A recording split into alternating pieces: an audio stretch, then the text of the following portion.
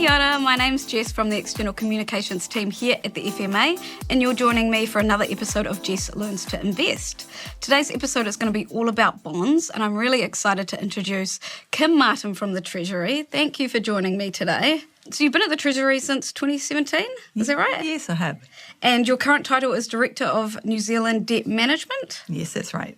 Could you tell our audience a little bit about your career history and then a little bit about your investing background as well? Yeah, so it's a bit of an unusual career, actually. So I originally started out as an architect.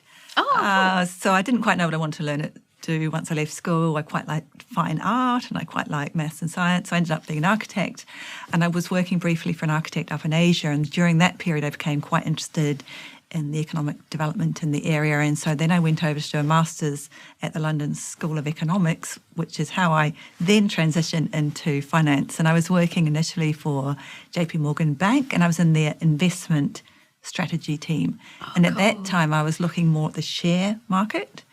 And then when I came back to New Zealand a few years ago, I had the opportunity to carry on doing investment research, but then it was on the bonds side. Oh, cool. And then now I'm doing something related, but different at the Treasury. So now I'm part of the unit that issues bonds on behalf of the government. So I've also got a 17-year-old daughter, and as she's growing up, I'm trying to instill in her the ideas of investment at a really basic level, and the idea that if you start investing early, then the benefits over your lifetime will be great. Yeah, I love that because I feel like when I was a kid, it just wasn't a big topic that was spoken about. Yeah, and I've even talked to my parents about it recently, and they were like, yeah, we didn't know much about it either. So I love that you're kind of educating her as you learn as you go as well. Yeah. So today we're going to be talking all about bonds, and I feel like bonds is probably the topic out of all the different investing types that I know the least about. Great. The only thing I remember as a kid was bonus bonds was a thing, and my grandparents got myself, my brother, and my two cousins all bonus bonds, and as kids we didn't know what it was. We were like, what is this gift? Yeah. We were like, this is a terrible gift. And I just remember, one of my cousins got $100 from it, which is great, and then the rest of us, we got our money back once bonus bonds was no longer a thing, but we didn't get anything extra out of it. So I feel like that's my only knowledge of bonds. So could you just start by telling us what is bonds? Okay, so bonds actually have very little to do with bonus bonds. And the way you describe it, bonus bonds, they're almost like a lottery. Yeah. Whereas Times bonds have changed a lot. Bonds are really, they're often thought of as quite a sort of a stable type investment. So I know in some of your earlier podcasts you've spoken a bit about shares. Yeah. So I'll compare and contrast those two. Cool. So if you're buying a share, maybe you've got $100, maybe you look at a company you want to buy, and then if that company does really well, let's say they make shoes, you will then get a really good return. You might get $180 back from the $100 you put in. If the company does poorly, they don't sell any shoes, when you come to get your money out, maybe you only get $80. So you're really investing to benefit from how well that company does. That very same company that makes shoes may also issue bonds. But you're getting quite a different thing when you buy the bond. So what you're doing there is you're simply saying, I will lend you this $100 on the expectation at the end of a certain time period, you'll give me my $100 back.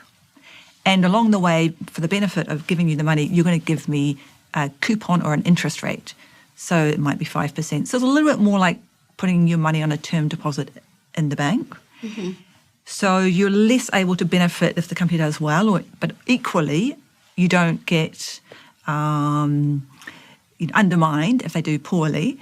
But in both accounts, whether you buy the share or whether you buy the bond, if the company totally goes bankrupt, you can lose all your money. Right. So it sounds like it's slightly less risky than shares, by the sounds of it? Yeah. Yes. So it's a bit more certain. If you buy the bond on day one and you say you want the 5-year bond, then it's quite certain what you're getting. You're going to get your money back after 5 years.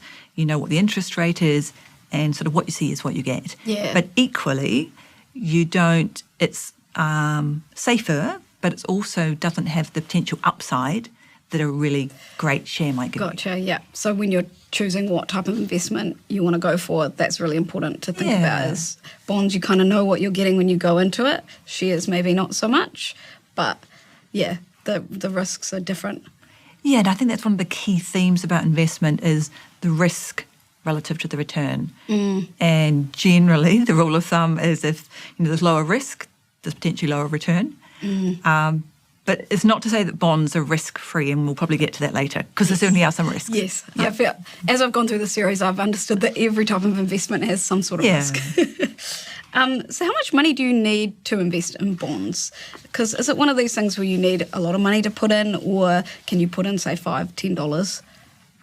So initially the way we sell bonds is we actually sell them in the wholesale market, so essentially to banks, and we do it in a bit of a weekly auction. But if you want to buy them in that first, we call it the primary market, you have to be a registered bank and you have to buy them in lots of $1 million. So most people don't have that kind of money they want to invest. So then if you want to buy them more as a retail investor, you buy them on what's called the secondary market. And then for our bonds, you can buy them in parcels of $10,000 and then $1,000 thereafter, so 10, 11, 12. There are other methods, and we'll maybe touch on that, where you could buy them through other platforms where you can get them in much smaller dollar amounts. Yeah, so one of my questions was going to be, like, how can you buy bonds? Where can you go to get bonds? Yeah. So probably without even knowing it, you possibly already own some bonds. If you have a KiwiSaver fund, for example, a lot of KiwiSaver funds have an option for what's called either a balanced fund or maybe even specifically a bond fund. So if you've got a balanced fund, you will have in there some shares and probably also some bonds. So you already possibly own some bonds within your KiwiSaver. Oh, I didn't know that. Okay. Yeah. But if you actively want to go out and you've got a bit of spare cash and you want to buy some of these bonds, so you can get them through a broker, or you can go to your financial advisor and they can sort of advise you where you might be able to purchase them. And as I said, then the first bundle size is 10,000. Yep. Equally, in New Zealand, you can buy what's called an exchange-traded fund.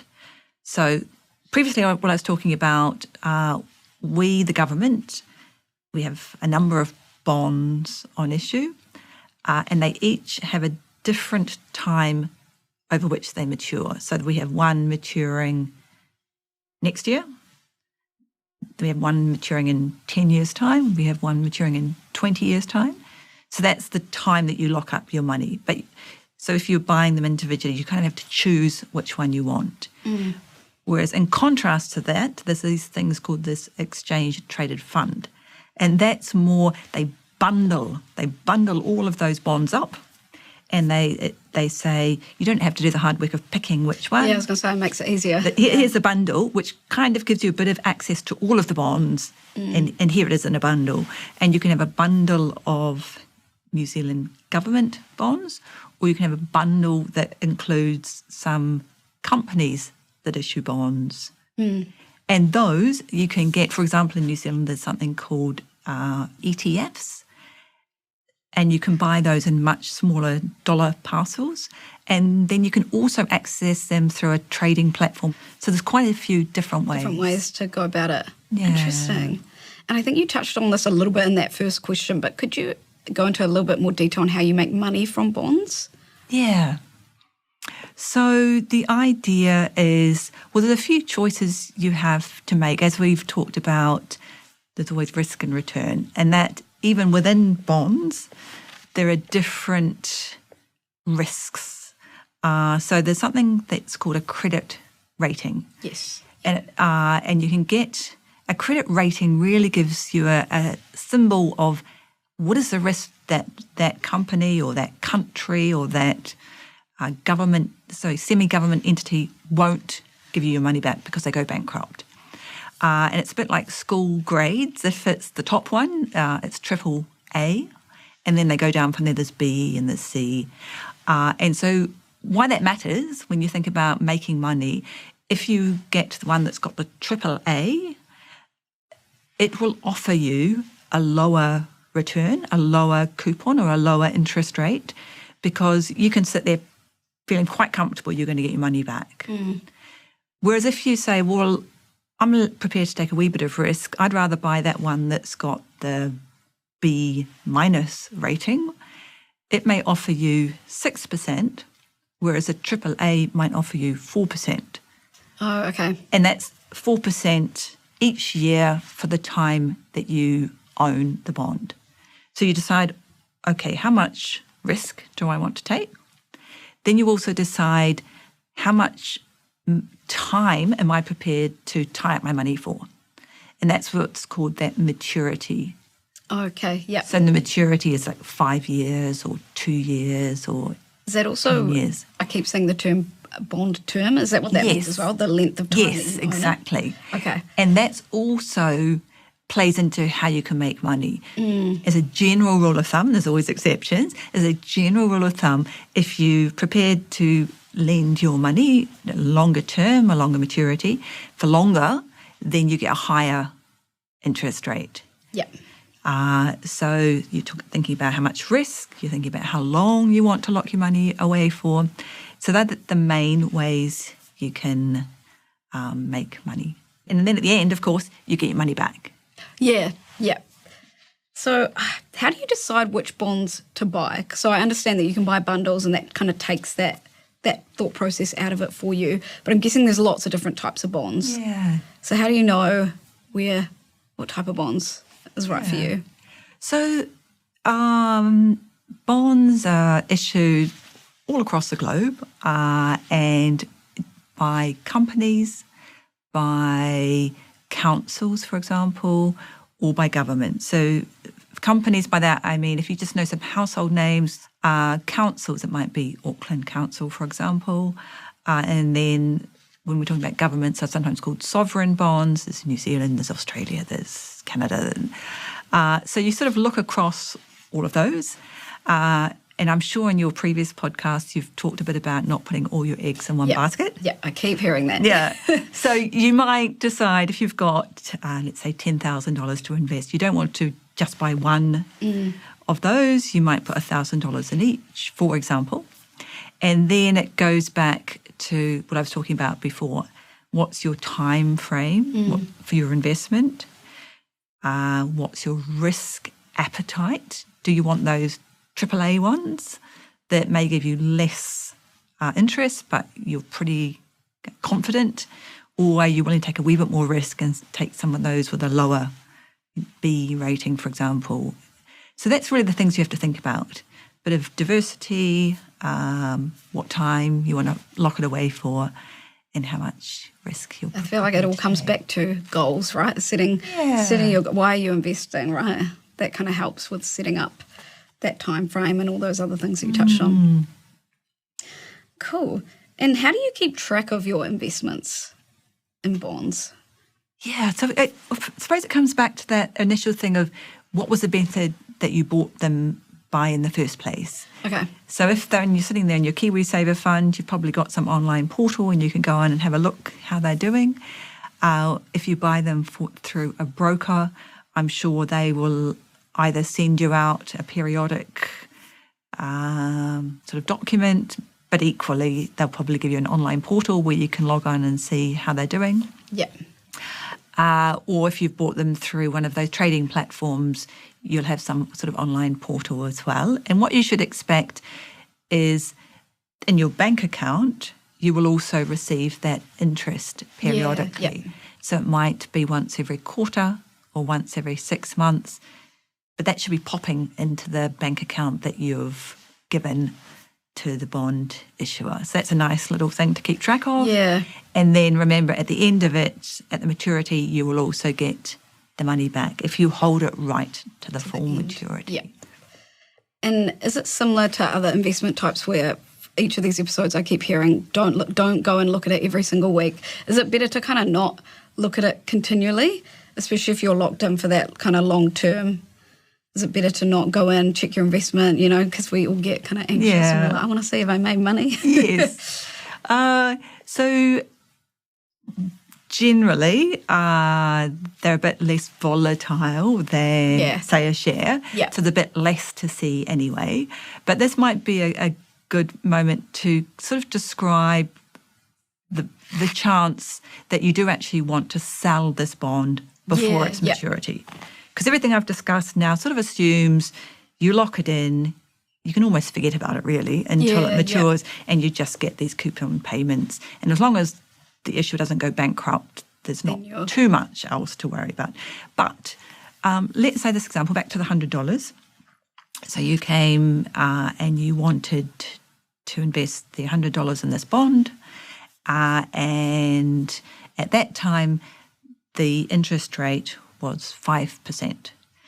So that 5% hasn't just been kind of plucked out of the air by the issuer. It will be set based on what's the prevailing interest rates in the market. So that's fine. You've locked it away for 5 years. But let's say 2 years down the track, you actually decide you want to buy a motorbike, and so you need that money back out. At that point, you do have the option to sell that bond, and that what makes it different from a term deposit in the bank. Because if you've got a term deposit, you can't really sell it to someone else, can you? No. But with a bond, you can sell it to someone else. But at that time, then you look around and things in the market might have changed for the better or for the worse. So for the better, so 2 years down the track, you now may look around in the world and the interest rates that are available have gone down. They're only 2%. And so you've now got this $100 that's worth 5% a year. So you can sell that to someone else and they think, oh gosh, that's a great deal. I'll pay you $105 for that. Because if I get your bond, I'm going to get 5% for the final 3 years. Whereas all the other bonds that are currently available are only going to give me 2% for the next 3 years. So that's great. This is the upside scenario where you end up being better off. Yeah. But the alternative is you've got your $100, you're 2 years down the track, you want to buy your motorbike, so you sell your bond to someone else. But in the meantime, in the real world, you can now get 10% for these kind of bonds. So your bond doesn't look very attractive at that point, does it? Yeah, no. I don't want your bond because you're only going to get me 5%. This bond over here now gives me 10%. So in order to convince me to buy your bond, I say, well, I won't give you $100 for it. I'll only give you $80. And then you've lost out. And so you really want the money, so you have to sell it to me, and you've lost out. So you see, so if you hold it right to the end, you kind of know what you're getting. Yeah. Because always is a commitment is you'll get your $100 back. But if you need to sell it or trade it in between, there's a possibility you can be better off or you can be worse off. And obviously some people actively choose to do that kind of trading. Oh, do they? Because I was going to say, would it be better to just buy and hold by the sounds of it? But okay. So once again, it depends what your motivation is. If you really just want to know what you're getting, just have quite sort of stable, then you just buy it and hold it. But if you want to do some of this trading, that's a possibility too. Yeah. Does that come down to that risk factor as well? Yeah. And kind of how much time and energy you've got. If you don't want to be looking at this thing every day, if you really just want to buy and hold, is what it's called, then you just do that. Awesome. And I think you've touched a little bit on this, but let's go back to some of the advantages and then we'll get to the risks. Yeah. So what are some of the advantages of bonds compared to other different investment types? Yeah, so I think it's probably back to that idea that it's reasonably stable. You kind of know what you're getting, particularly if you're going to hold it till it matures. And that's why often you might hear that as you get later in life, maybe closer towards retirement, you might want to hold a few more bonds in your portfolio and maybe a few less shares. So that's really the advantage. It's reasonably simple, and you sort of know what you're getting when you start. Yeah. Is it good to have lots of bonds as well as other types of investments? Yeah, it is. Yeah. Okay. So that's that whole concept of not all your eggs in one basket again. Yeah. So you might have some bonds, you might have some shares, you might own a little bit of property, and all of these things have their own advantages and disadvantages. Is bonds quite a good option for like a beginner investor? I think so. Once again, depending on how much time and energy you've got to do this, but equally, because particularly if you're young, you've got a long time ahead of you possibly before you need to use this money. If it is a genuine investment, Yeah. and therefore you wouldn't necessarily want to put all your money in bonds at a very young age, because although it's very often very safe, it won't necessarily give you the highest return. Yeah.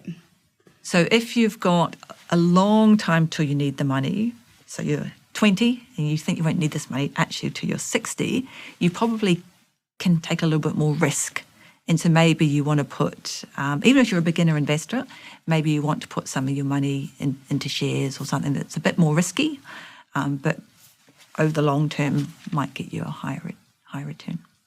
And I feel like you've said this quite a bit about the maturity of the bond. Yeah. When you're first purchasing a bond, can you decide the length of time, or is it kind of, are there different options? Like how does that work? Yeah, it's a good question.